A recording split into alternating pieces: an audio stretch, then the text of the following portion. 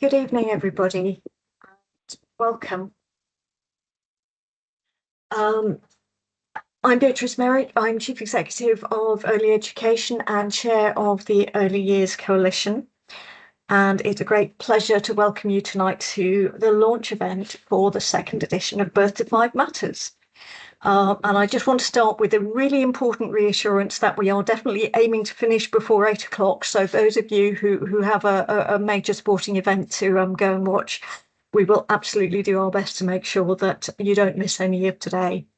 But whether you are missing the build up to the World Cup semis or whether you are watching this back at a later date, thank you for giving up your time to join us.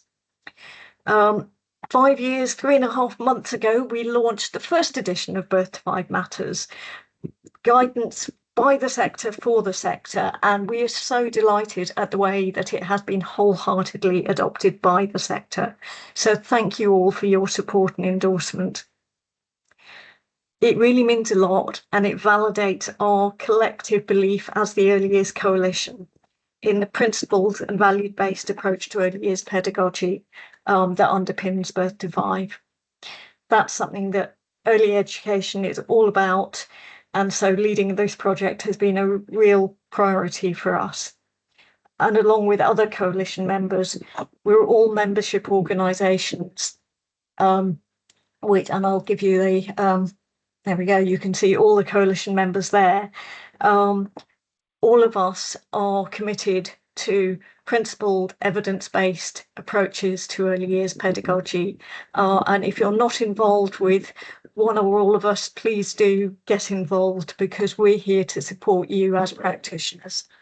And there's a great, whatever your approaches and interests among this group, I'm sure you'll find organisations that fit with your way of working and can support your professional development. So I really want to start with a few very quick thank yous before I pass on to the main part of tonight's event. So the first is to thank all the coalition members who have supported us for the last 5 years to make all this happen. The second is to support our sponsors, who, along with various members of the coalition, funded this and made it possible. So thank you to all of them. And again, the organisation logos are on the screen. And a particular thank you to all our working group members. We had over 20 working groups. Nancy will tell you more about all of that. And we have a few of them with us tonight who are going to tell you about the new sections and the changes to existing sections. So this has been a mammoth volunteer effort, but the biggest thank you must go to Nancy Stewart, who as project lead has managed this absolutely enormous project, and with apparent effortlessness produced the amazing PDF and hard copy that you'll see a bit more of, and also the upgraded website, which I'm sure you'll find is hugely improved on the last version. So huge thank you to Nancy. I think that's all I'm going to say. I'm going to pass over now to Nancy, who's going to tell you all about what's special about the second edition of Birth to Five Matters. Nancy, over to you. Thank you. Yes, a wonderful occasion, and so pleased that we're able to share this with you at this point. Second edition has been on quite a big journey. So I wanted to show you some of the process that we went through. We began really last autumn in the November time. So can you move it on, Beatrice?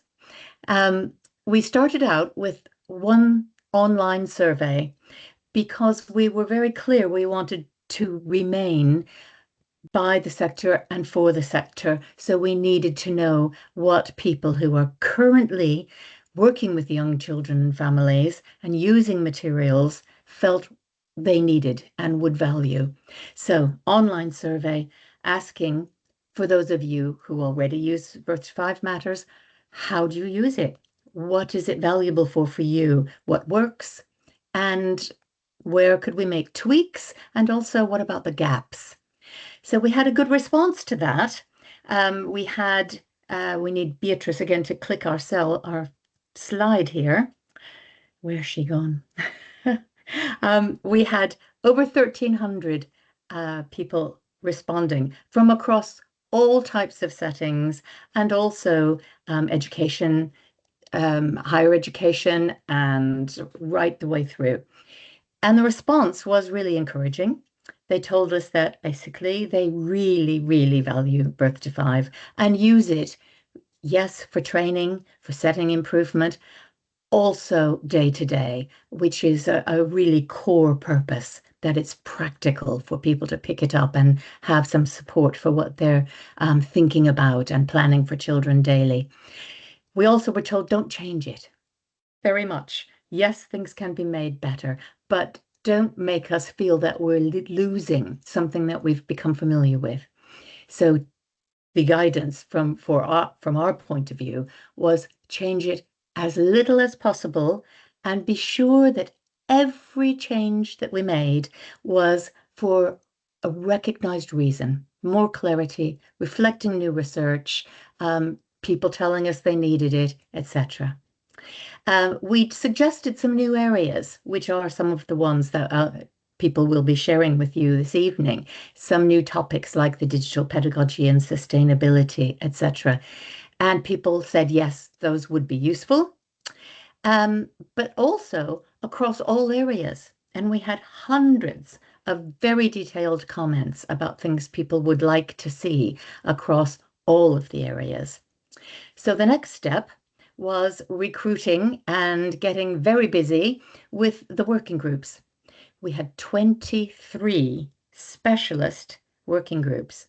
And by specialist, I mean, yes, some of them have really studied and researched and know this subject in depth from that more academic angle, where they have surveyed lots that's known and also very up to date with new knowledge. But we also were very clear that practitioners had a particular expertise about, practical knowledge from experience, what would work within each topic. So a range, and 122 people volunteering their time entirely because they felt passionate about this project and were very happy to loan their knowledge and experience and time. So they reviewed the evidence, took on board the guidance about changing it only where you can tell us why, and they wrote a draft. So we had draft 1. The next step was to show that to our reference group. We had an external reference group who were not involved in working groups, but again, a range of expertise across covering some very specific areas and some wide experience in early years. They were consulted on the draft and made suggestions. They also gave us suggestions for background resources that we might be able to add online to add depth to what we're providing for the sector. So when we got their feedback, then it was time to ask the sector again, okay, we've revised draft 1 and it went online. So we went on to survey 2. So we need to have a look at those questions. We wanted to be very open with, this is how far we've got. Do you think we're on the right track? So some open questions. We wanted to know if there was too much change. Were people comfortable with it? Was it accessible, clear? Was it useful? And then we also asked, looking at what we can put here, because the core document is limited in length, and we know that we can't cover everything within that. We give pointers to what's important, but what more do you need, and which sections particularly do you feel you'd like more support on? So the response to that one gave us further feedback to build on. So we need to see our response now. We had fewer respondents to that because I think it's a lot more trouble having to read through the draft and look at what's new and what's different. What we heard was people were happy with the continuity, and where there were changes, they could see that that was better, that it fulfilled some of the points that had been raised originally. So the new sections, which were starting from scratch, so had a bigger job than actually just editing the previously existing ones. They were in a good style, accessible, and were useful information. And these are the areas people particularly said they wanted additional support with. More with SEND, digital pedagogy, which is quite a new area for everyone, observation, assessment, and planning. So that practical, how do we use it? And transitions. Then a big question about what should we call ourselves, and decided it was educators. And then this one too, how best do we show progress and development? So that gave us more to think about. So back to the working groups, take on board what was said there, including lots more specific requests and comments, and they redrafted again. Meanwhile, created banks of additional material, really curated lists of things that could be most useful to people who want to go that extra level within a topic that they may be wanting to build on in their work or in their setting. So supportive resources, those are all available on the website. And we were aware the website needed a lot of work to make them more accessible and make the whole thing easier to use. So we did that, and here we are. I'm ready to show it all to you at this point. Second edition, July 26. The new sections, sustainability, you will hear from someone about these. The sustainability section, digital pedagogy. Across early childhood, we're looking at the continuity of principles that don't change, those core principles. But actually, as children's development changes, our pedagogy needs to shift to reflect that. So a special section on birth to two babies. We know we have more funding for children going into settings earlier, and as that's an expanding area, more support needed. 2-year-olds, 3 to 4s, and then also reception, which we sometimes feel is getting squeezed toward more Key Stage 1 ways of working. And then, of course, we said, but what about Key Stage 1? Why isn't Key Stage 1 more like early years? So that's there as well. So we're going to hear about some of those sections. We also tackled the question about how should we show progress. So we have a click. I'll show you the new graphic. We had that one you'll be familiar with if you have used Birth to 5 Matters. And the issues that were coming up in the feedback around that was people were confused because they tended to go to the ages first, those big ovals. I think misled people. We keep saying, start with the child, identify which range. The age is not so important because children develop at different rates, but that was confusing. So here's our new graphic. We've tried to emphasize the ranges and that progression across, and also to blur the line between, because they are not strict cutoffs at all, and to show those links to possible typical age bands as faint, because it's not a science. It is something that you can look at in a much more general way of seeing, is the child more or less on track typically for their age, but it's not a cutoff at any point. We also have another change in that we are now using the terminology throughout of educator, not practitioner. We consulted on that, and there was a strong sense that gave a better picture of the level of professionalism and the status that should be granted to the people doing this very important work. I think we have one more change on there, which I've already mentioned, the website development. Okay, if we have time at the end of the today, you may get a little preview of that. So I wanted to say here that the look is not very different. If you look at a page of the core text, it's got a refreshed design, but very similar and builds on what we had before. And the charts with the unique child, then how do adults do their job? How do we interact? What do we provide for children in opportunities and experiences? Very much the same. So you may see that there haven't been that many changes in a lot of it. But look, this next part shows you a couple of pages from where we were working on the text. All of that red and yellow is where things have shifted. Equality, equity, diversity, and inclusion. You see, even the name is changed there. Lots of shifting around because of new priorities. And expressive arts and design, Anni McTavish will tell you why that has totally shifted. So there has been change across all the areas. It won't be something that makes you feel you have to work with it in a different way, but all of it has had fine-grained review and improvement all the way through.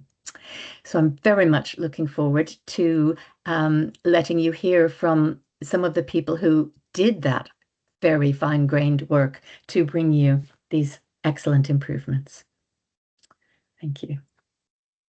Thank you so much, Nancy, for that whistle-stop tour, and hopefully people will find that the website is now all live and can be able to explore for themselves. But it's great now to be able to pass on to Kathrin Paal, who is going to tell you about the work of the Sustainability Group. Kathrin. Thank you. Hello, everyone. So one addition to the updated Birth to 5 Matters is the section on sustainability.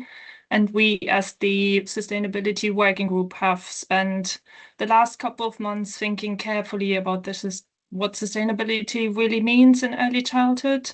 And today I'd like to introduce why this section has been added, what it hopes to achieve, and how the additional resources can support educators in everyday practice. Next slide, please. So 5 years is actually a really long time. And since the last edition, we've all experienced events that have changed children's lives and the communities they grow up in.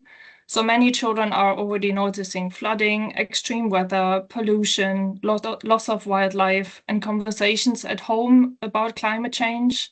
And children are asking questions. And rather than avoiding those conversations because we want to protect them, we can help them make sense of the world in hopeful and age-appropriate ways.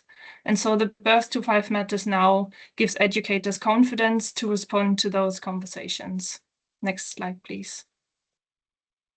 One of the biggest misconceptions is that sustainability is simply about recycling or planting flowers. Of course, those things matter, but sustainability is much broader. It's about relationships, it's about fairness, it's about belonging, and it's about caring for ourselves, each other, and the wider world.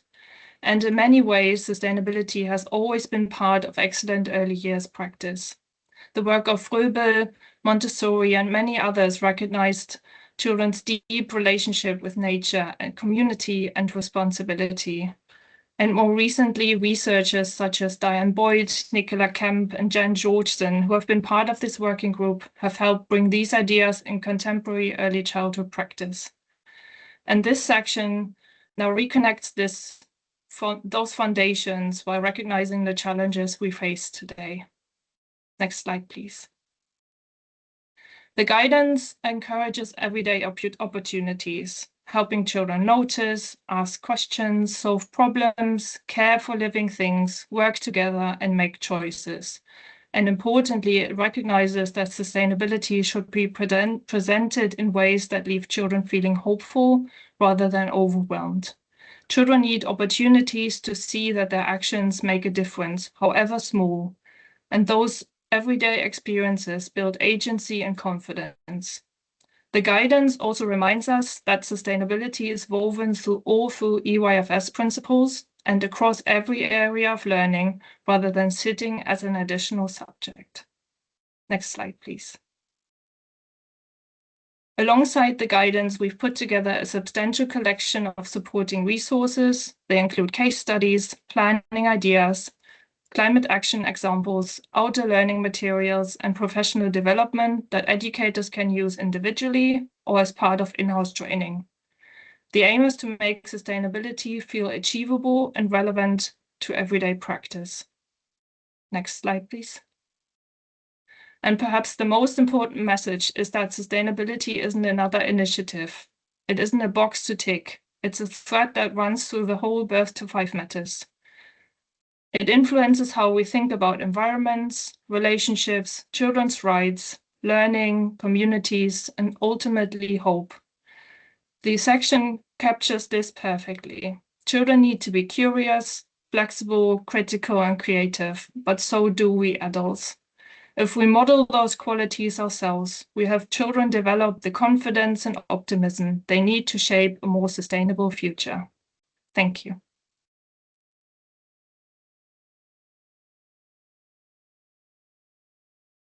Thank you so much, Kathrin. I'm sorry, I've accidentally stopped sharing that for a minute, so hopefully let's get the slides back up. Trying to multitask into too many things. We will now move on to hear from Professor Rachael Bedford about the new section on digital pedagogy. So Rachael, over to you.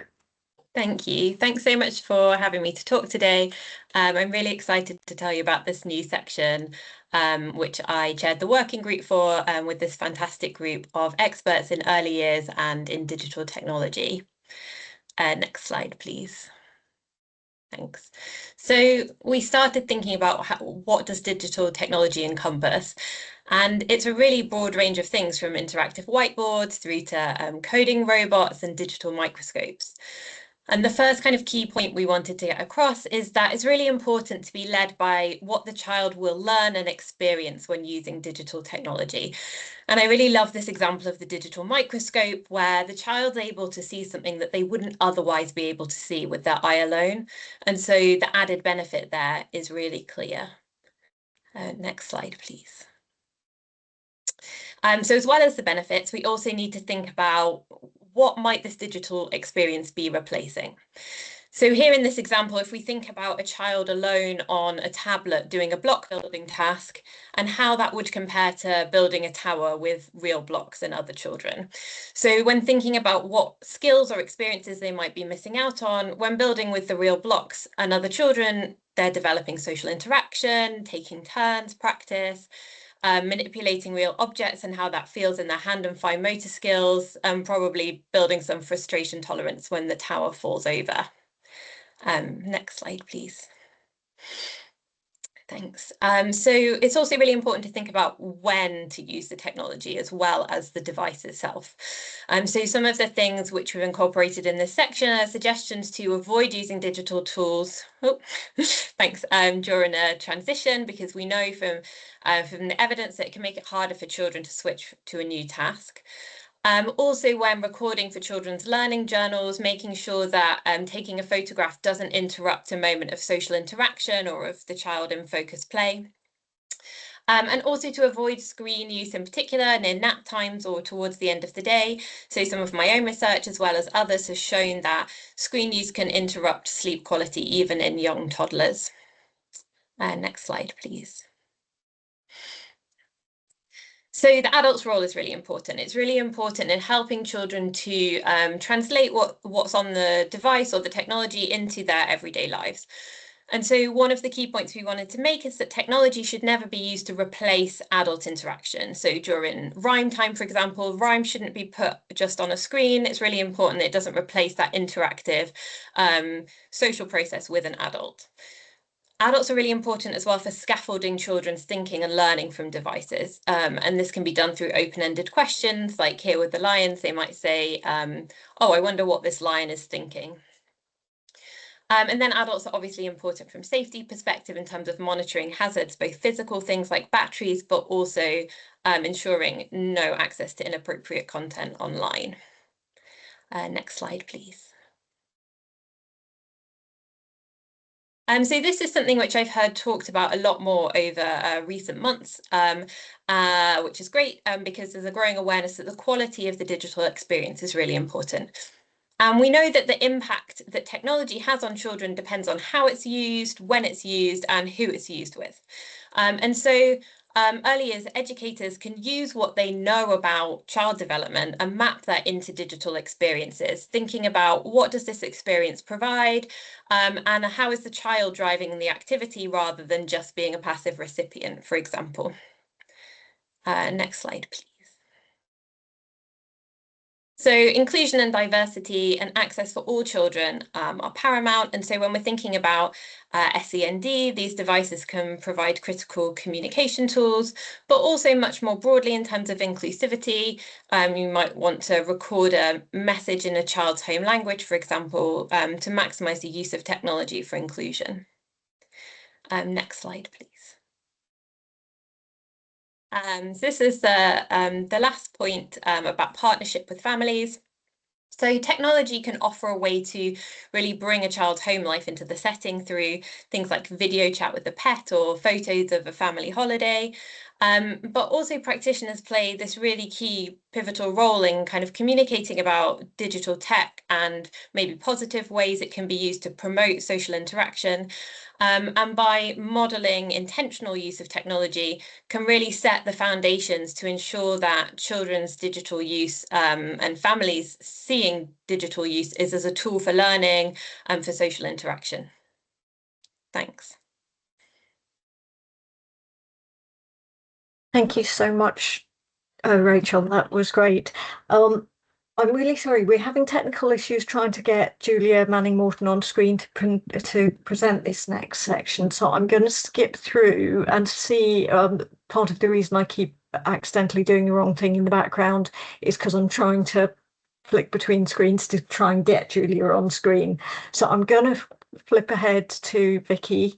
Hopefully we can come back to Julia in a minute if I can find the right link to get her on screen. So I'm going to say, Viki, over to you, and apologise if anything does flash up that isn't supposed to. You'll know what's happening. No problem at all. Thank you so much, Beatrice. So I'm going to talk a little bit about the development of a brand new chapter focusing on reception and beyond. And it was an absolute honour to work with the incredible Julie Fisher, Jo Gray, Liz Price, Sue Ellingham, Sue Gifford and Melian Mansfield on this chapter. May I have the next slide, please? So the colours have changed slightly here, but I know colleagues from Reception Class Teacher Network are in the room as well, and I'm wearing many hats tonight, both as Chair of Tactic and as Reception Class Teacher Network. And ordinarily you'd see the circle on the left being yellow, so representing that joyful early years experience that we have where everything is centred on our principles, built around the unique child, where we're focused on creating an enabling, oh, that wasn't mine, that's not mine, an enabling environment, and really sort of trying to make sure that we build these positive relationships that help children to grow and learn. And then we have this, normally the circle on the right would be blue, which is sort of representing the more conservative sort of approach in primary schools that's very driven by subjects. And the middle section where these circles intersect is usually green. And that represents the reception class, which is a very strange and lonely place to be often because it's being early years within a primary school. We wanted to capture in this chapter the fact that starting school is not the same as starting the national curriculum, and that even when we do start school, there is still room for transition. So that transition should be taking place in year 1 and 2, not in reception. So we wanted to capture quite a lot in this chapter and to really sort of focus in on reception as a point of change. Next slide, please, Beatrice. So our first key message, if you don't mind clicking, is that reception year is an essential and integral part of the EYFS, and this is so often overlooked.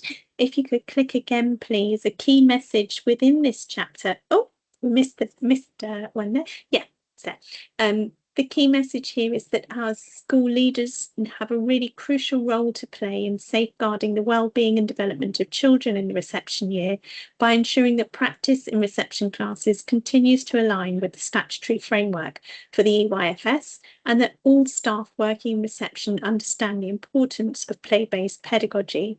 Nancy's already spoken about the fact that we're seeing so much top-down pressure in reception classes to formalise what we're doing, to use schemes of work that have been pre-published that aren't responsive to the needs of the unique children. We felt this was an absolutely crucial point to make. Next slide, please. Our second key message was that what children learn in Key Stage 1 may be different, but how they learn should be similar and familiar. So although the transition from reception to Year 1 sees change from the EYFS to the national curriculum, the way that children learn doesn't change. If you could click again, please. So our key points here are that developmentally there's very little difference in the ways in which children learn, and that continuous provision supports the independent play and inquiry children are familiar with, while also allowing the adult-led agenda to be introduced in more interesting and meaningful ways. This isn't a political document. It's not the place to argue that we are an outlier when we look at where statutory schooling starts, or the fact that many children are starting school at 4 rather than 5, which is the statutory requirement. But we felt this was a really important point to make, that children don't suddenly stop playing when they start working within the national curriculum. May I have the next slide, please? So our third key message was that beyond reception, children continue to be motivated by meaningful learning opportunities over which they have an element of agency. Would you mind clicking again, please? Thank you. So knowing when to step back and when to step in takes a great deal of skill, and that skill really needs to be recognised. So school leaders here have an absolutely crucial role to play in ensuring that staff are supported to develop this skill. And if they wish to pursue evidence-informed approaches and achieve the best outcomes for their cohorts, this has to be a priority. So this means ensuring the value of play is recognised throughout the primary school. Our fourth and final key message was that play, and this will come as a very strong message throughout the chapter, is that play is a vital way in which children in Key Stage 1 continue to learn skills, strategies and attitudes that adult-led learning alone cannot teach. Would you mind clicking again, please? Thank you so much.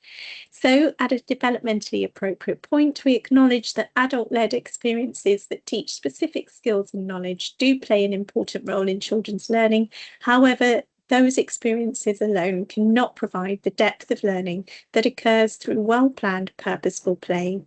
And as Nancy's already said, we are continuing to work on supplementary materials, and we hope to have some more materials coming soon for school leaders, because we recognise that leading the whole school is a real challenge, particularly if you haven't had experience of early years yourself. So we hope this chapter will be supportive for those in reception classes, but also those beyond reception classes, those working in Key Stage 1 in Year 1 and 2, to really help ensure that children's needs continue to be met. Thank you. Thank you so much, Viki. And next, I am going to pass on to Anni McTavish to talk about the expressive arts and design changes, which Nancy's already referred to a little. So, Anni, over to you. Lovely. Thanks so much, Beatrice. Well, it's so interesting to have just heard everybody else speak, actually, and to feel the threads coming through with this area of expressive arts and design. And coming from the arts, I'm going to be quite visually led through my slides, and I was just thinking about these little mini ice sculptures and what a celebration of sustainability. We've been making these today, in fact, in nursery, but using Tupperware and found materials and food colours or paints to create ice sculptures that are just so simple, but also have that link to the sciences and outdoors as well. So it's been a real pleasure to work with my group. Could you go on to the next slide, please, Beatrice? Thank you. Oh, can we pop back just to, oh, no, that's the right one, sorry. We had some key moments as well in our revision, and one of the things that was really important to us was to rebalance the text in response to the feedback with the surveys, and so part of that involved rearranging the strands, which I'll say a little bit more about. And we've also provided new case studies. Next slide, please, Beatrice.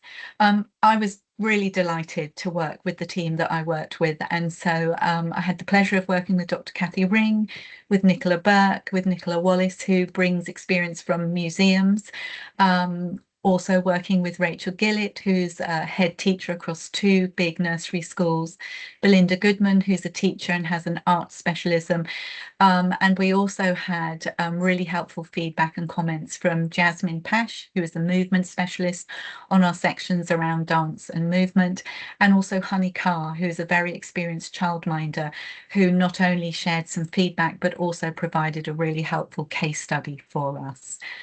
Next slide, please, Beatrice. So we were really aware that we wanted to respond to that feedback about keeping text and changes to a minimum. So we pretty much kept most of our text, but we edited and we shortened and we tweaked things a little bit, and we reordered some of our texts. One of the things we really wanted to do was to bring in more balance across the different aspects of the arts. We wanted to provide more guidance for home-based settings, and we wanted to have a bit more of a continuation across some of those age ranges. And we really wanted to highlight the importance of books and story sharing and rhyme, and to make that just much more explicit. Next slide, please, Beatrice. So what we did in our reordering was to make sure we were covering the different aspects of art and design. We color-coded 4 particular areas to make sure that we were including movement and dance, the visual arts, music, and drama and stories. And like many others have already said, we wanted to make sure that we were having an emphasis on quality play and inclusion, and really to celebrate a diverse range of art and design experiences and activities, and artists as well. Next slide, please, Beatrice. So just to give you an idea, one of the things that we did was to use these 4 areas and to use the colour code that we had we'd come up with, and then we highlighted the different areas across expressive arts and design in those colours to make sure we were covering areas of art and design. And we also used this to reorder many of the different points so that we had a clearer sequence of the different aspects of art and design. And we wanted to honour the fact that some children might be coming into settings with very little experience of art and design, and that it was really very clear that children might need to move back and forth across the different ranges, and that that was an important thing to celebrate and offer. Next slide, please, Beatrice. And then finally, we were really delighted to work in quite a lot of depth with new case studies and make links across the area of art and design with these case studies. We used a similar format for all of our case studies so that they would be sort of really accessible. And we also made links across other areas of Birth to 5 Matters, the 2nd edition. So there's some fantastic case studies, and we also developed a document with suggestions and different ways that these might be used.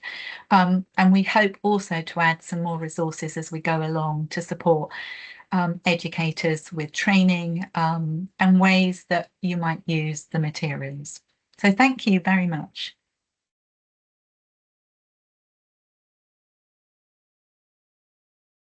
Thank you so much, Annie. That's really lovely to see that, how that section has changed. I think we are still struggling to get Julia online, unfortunately. I'm not sure quite what the issues are there.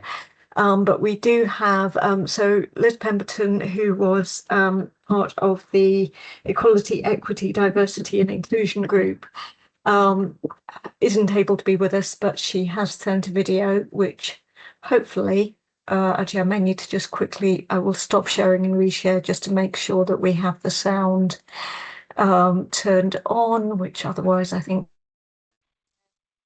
and I will share Liz's video, hopefully. Good evening, and thank you for being at the Birth of Five Matters launch. I am really happy to be able to contribute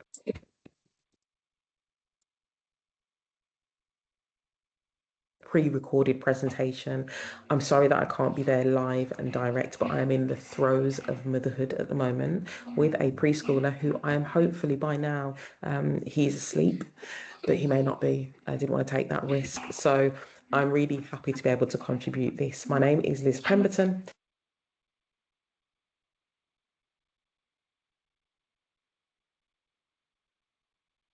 I am an early years anti-racist trainer and consultant, and I wanted to be able to bring to you 7 slides which really highlight some of the things that we were thinking about in the Equality, Equity, Diversity and Inclusion Working Group. And as we reflected on some of the new priorities, with a greater emphasis on a few of the things that we thought you also needed to be guided on in terms of the sector. What we wanted to make sure we highlighted was the need to have a social justice element and what that meant for people that are working with children. We felt there were probably a lot of myths that needed to be dispelled around what social justice means for children during their earliest years and what our roles were as early years educators. And it was just to be really clear that it means we have a duty to address all forms of discrimination and prejudice. But that we could only do that if we are aware of what those things look like in our setting and how we are able to challenge those things as a collective. So thinking about what that means as a key tenet of a community, being able to ensure that people feel as though they belong, children and families feel valued. And a part of that was about acknowledging people's unique funds of knowledge, that our way of doing or thinking or seeing or understanding was not the only way. Acknowledging that children and families have unique ways of doing things and that they should be valued within the setting, but they're also recognizing that these things take time. There's no shortcut. I think often in the work of social justice, there is a myth that these things can be ticked off. And there is no checklist approach to this. It takes time, and we wanted to make sure that was clear in the guidance for this section. In line with thinking about community, what are and who are parts and members of our communities? We wanted to ensure that all kinds of families were thought about and considered in this. And so we wanted to name families seeking asylum, families who are living in temporary accommodation, and quote, non-traditional, unquote, family structures. So for example, multi-generational or extended family households, blended families, same-sex parents, those things were important. And we wanted to make sure that they explicitly featured in the guidance. Ways in which we think about ourselves as educators and our duty, it means that we have a sense of what's going on around us, right? So that we recognise that we are not incubated from wider political discourse, wider public discourse about people in our world, in our society. We are aware of what's going on, and it's not necessarily that we shy away from those conversations, but being aware of how that can make particular groups of children, families, how that impacts their senses of safety and belonging and identity. It's really important to have an awareness of that. With that in mind, then, making sure that CPD is ongoing, particularly as it pertains to anti-racist practice and addressing racism, how to do that, how we support educators in their understanding of that. And I guess we had lots of conversation about how racism is also a safeguarding matter. So if we think about it within that safeguarding umbrella, we understand we don't have one CPD about safeguarding. It's ongoing because we're always learning, we're always developing our understanding, and that we recognise educators in the early years need that ongoing support and training too. when we're thinking about some of those newer priorities or some of the things that we wanted to place greater emphasis on, we wanted to make sure that we spoke about strengths-based approaches to gender and sexual orientation, because we realise how negative attitudes can filter in and how that can really impact, of course, children and their families, and how it can very easily create inequality within the setting. So what does it mean to dispel ideas about gendered play? What does it mean to challenge those things and to rethink about the language that we might use in our day-to-day practice? With that in mind, when we're thinking about SEND, for example, we also recognise the need to be very nuanced about how we thought about and talked about SEND, and that's why naming neurodiversity was an essential part of this reworking of the Birth to 5 Matters document. And so we wanted to be clear about what we meant when we were talking about neurodiversity, and that is about recognising the diversity of human minds, bodies and ways of being. And so that is a whistle-stop tour. I know I'm quite limited on time, but I wanted to give you something rather than nothing. Thank you all for engaging, for being here, for listening, and I really hope that you enjoy our section as a part of the wider document for this iteration of the Birth to 5 Matters. So it was great to have Liz there, and I'm just also very quickly going to share one additional slide from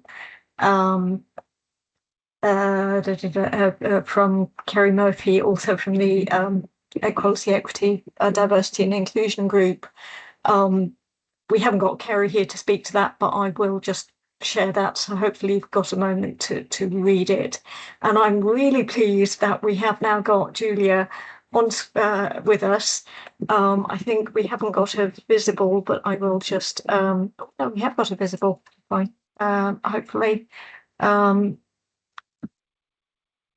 Julia, I'm hoping you can unmute, and I will whiz back through the presentation to your section.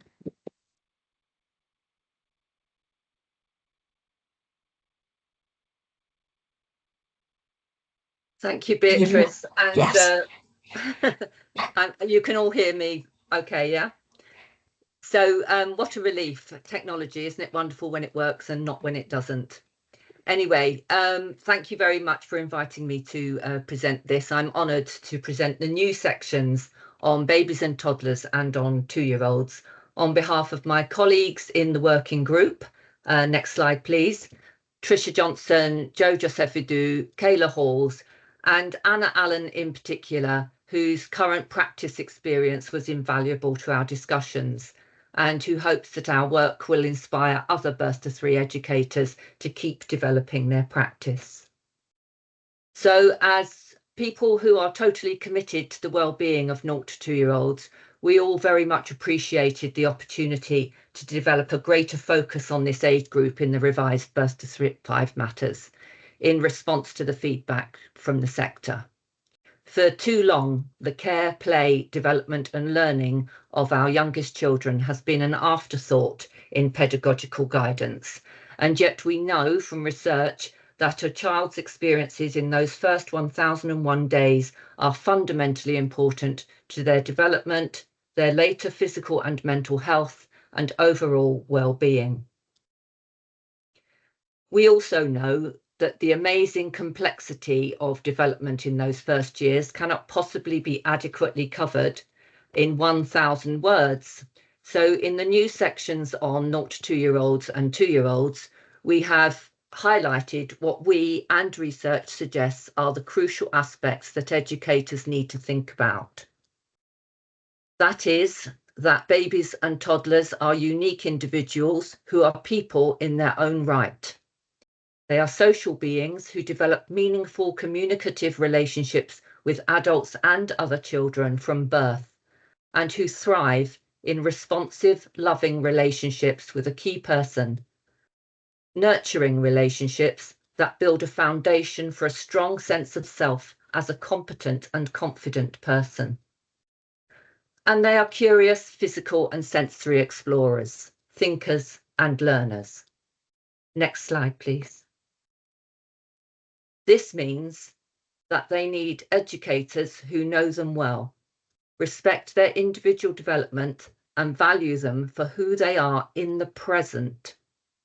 Effective 0 to 3 educators act as advocates who enable babies and toddlers' voices to be heard. In turn, this means that educators need to provide respectful and consistent physical interactions that give children continuity of experience and tell babies and toddlers that they are safe and understood. This is the, oh yeah, okay, it's the right slide. Thank you. Effective practitioners are attuned to children's every communication and offer well-matched responses, because when early attempts at finding a voice are received and responded to sensitively, children's self-esteem and confidence in communicating grows. Effective educators also provide thoughtfully for babies and toddlers' play, offering many opportunities for free movement and sensory exploration. And they slow their pace of interactions, providing calm as well as interesting environments indoors and outdoors.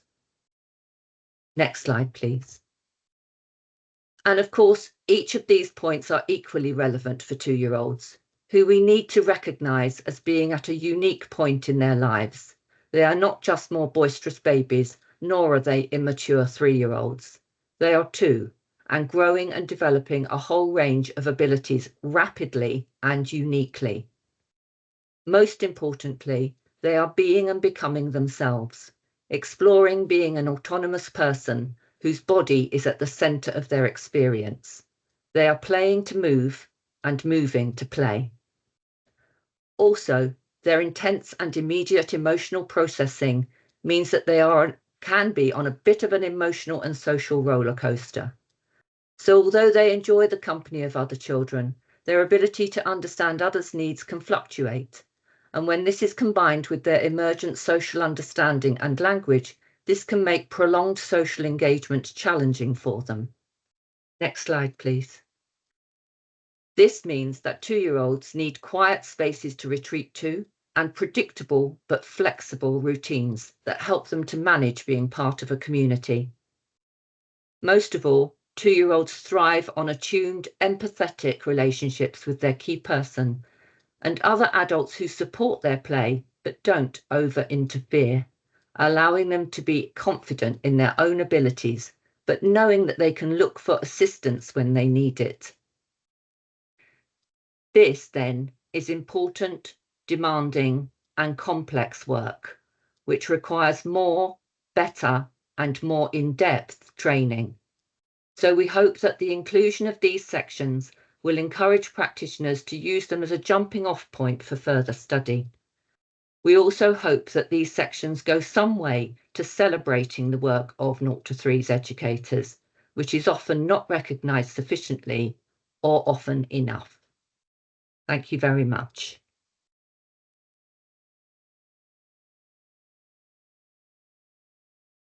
Thank you so much, Julia, and particularly after the stresses of trying to get through the system to join us. I'm really glad that you could. So we are 6 minutes before kick-off for those who are whose attention is perhaps a little elsewhere. We do have a small number of questions in the Q&A. I think a couple around reception and one on digital pedagogy, but they seem to me to be questions that actually maybe need longer answers. And I think what we might do is do some further events in the autumn to pick up some of these things in more detail, because I don't think there's any way we can do them justice tonight. And I wonder whether actually better use of our time just now, Nancy, would be whether you wanted to share the website and give people a brief glimpse of that, to make sure that they are making the most of the amazing richness of the resources that are there. Are you happy to share? Do you want me to share? Yeah. Yes, no, I'll do it. I think that's a very good idea. I also wanted to say, having listened to people from various working groups, how much cross-fertilization there was, because we had people from, for instance, the sustainability group looked through all the sections to see that sustainability is woven through. The birth to three people looked through to see, are we, sufficiently reflecting the needs and understanding of the youngest children. Literacy looked through, our books woven through. So it's a very well pulled together document. But I will share my screen if I can here. Can you see it yet? You don't, do you see my screen? Ah, there we are. Okay, let me go back to the front of our home page here, so you can see the new website. Can somebody just say yes if you see it? So I'm confident with that. Brilliant. Yeah, Okay. Well, first of all, you will see how much more colorful and engaging it is. The organization is hugely improved because you can find straight away what it is you want. It's organized in the same way as the text document. So we have the foundations of highest quality, and every one of these you can click on, it takes you straight to it. You have the key points for someone who's in a hurry, wants to get the main messages. You can read the material that's in the hard copy book, and you can also go right to the resources here. And these, we have icons to tell you if it's a website or a document. And also we have a number of groups which have created their own, which I think it added huge richness. So for instance, one of the feedback areas we had was people wanted more support on observation, assessment and planning. So if I go here and into their resources, we have a newly created whole set of resources, case studies, detailed examples of how you could use it. So these in the pinkish orangey box are original for this edition of Birth to 5, and then a lot more beside. So people can go deeper and deeper.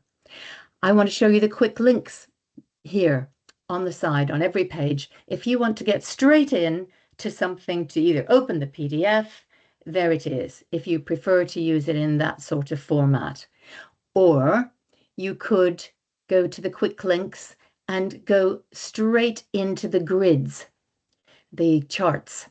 We have the learning areas, and you can filter it. I want to look at range 1 and 2 in communication and language. So let me move down to communication and language. That's what I want to see. Range 1 and 2, filter. And there it is for range 1 and 2. You can have any combination that you want through the quick links. You also go to that within the areas of learning.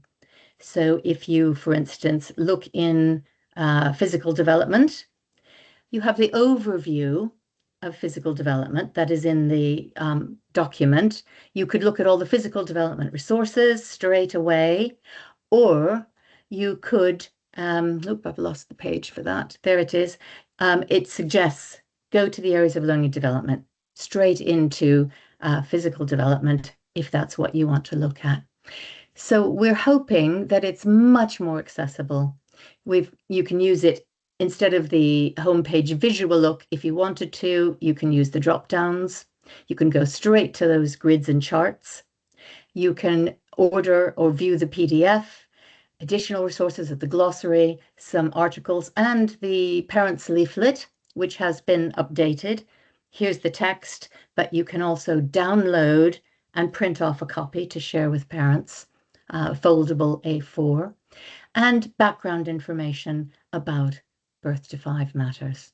So lots to explore, and those resources are so incredibly rich. Many, many layers. You can find one area that you feel, I need a bit more support here. I've got the general messages, but what does that look like in practice? Go in the resources and you'll see it.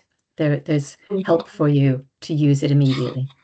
Thank you so much. We've just hit 8 o'clock, so I'm going to say thank you so much to all our panelists. Thank you to everybody who made Birth to 5 Matters happening. I will let everybody go. do explore the resources, order the book if you haven't already, and we'd love your feedback. So do keep in touch with us. Thank you all. Have a brilliant night, and we'll see you all soon. Thank you. Bye. Bye.